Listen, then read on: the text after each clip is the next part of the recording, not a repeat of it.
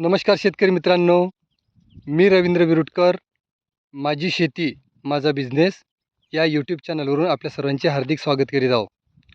मित्रांनो, तुम्ही या अगोदर सोयाबीनची ई पीक पाहणी म्हणजे पीक पेरा आपल्या सातबाऱ्यावर चढवला असेल, परंतु आता सोयाबीन झाल्यानंतर जर आपण चनाची पेरणी केली असेल किंवा गव्हाची पेरणी केली असेल तर त्यासाठीचा हा व्हिडिओ असणार आहे. कारण ई पीक पाहणी ही शासनाने बंधनकारक केलेली आहे. तुम्ही तुमच्या शेतामध्ये काय माल पिकवता हे त्यांना माहिती असावं, सरासरी उत्पन्न त्यांना काढता यावं, यासाठी आता शेतकऱ्यांनी आपल्याच मोबाईलद्वारे आपल्या शेतातील ई पीक पाहणी करायची आहे. त्यासाठी 1 डिसेंबर ते 15 जानेवारीपर्यंत ही तारीख त्यांनी निश्चित केलेली आहे.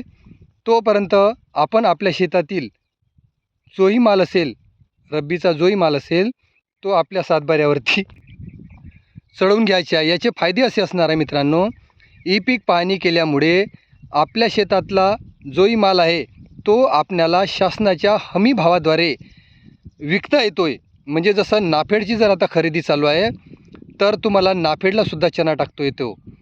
आता सोयाबीनची जशी ई पीक पाहणी केली होती तर माझा आता सोयाबीनचा भाव 4,892 रुपये लागला आहे.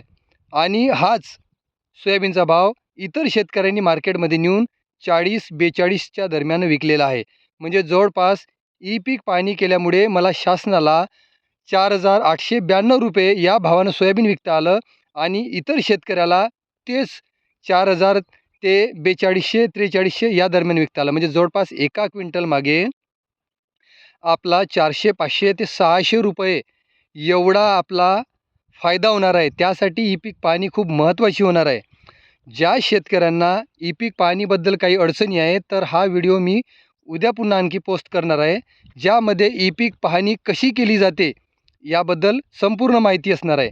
ई पीक पाहणी आपल्या स्वतःच्या मोबाईलवरून करायची आहे. शासनाच्या ज्याही सवलती आहे त्या आपल्याला घ्यायचा असेल तर ई पीक पाहणी म्हणजे कर्जमाफीमध्ये असेल तरी तुम्हाला ई पीक पाहणी करायची असेल, पीक विमा नुकसान जरी करायचं असेल, फॉर्म जरी भरायचा असेल तर तुम्हाला ई पीक पाहणी म्हणजे तुमच्या शेतात माल होता की नाही होता हे जर तुम्हाला सरकारला दाखवायचं आहे तर तुम्हाला ई पीक पाहणी खूप महत्त्वाची आहे. त्यासाठी हा व्हिडिओ आहे.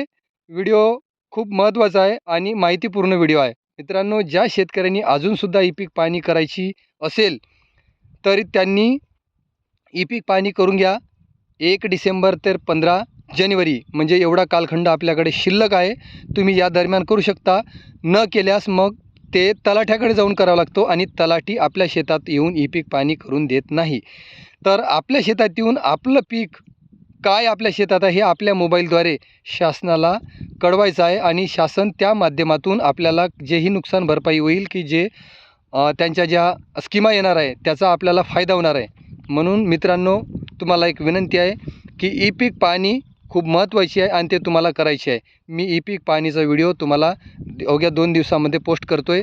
तर माहिती कशी वाटली आणि ई पीक पाहणी नक्की करा. एकदा व्हिडिओद्वारे कमेंटद्वारे नक्की कळवा. जय हिंद, जय भारत, जय जवान, जय किसान.